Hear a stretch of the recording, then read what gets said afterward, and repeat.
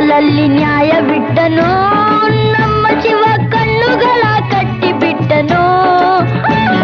ನ್ಯಾಯ ನೀತಿಗಾಗಿ ತಲೆಯ ಚಚ್ಚಿಕೊಳ್ಳಿರೆಂದು ಹೇಳಿ ಕಾಣದಂತೆ ಶಿವ ಕಾಣದಂತೆ ಮಾಯವಾದನು.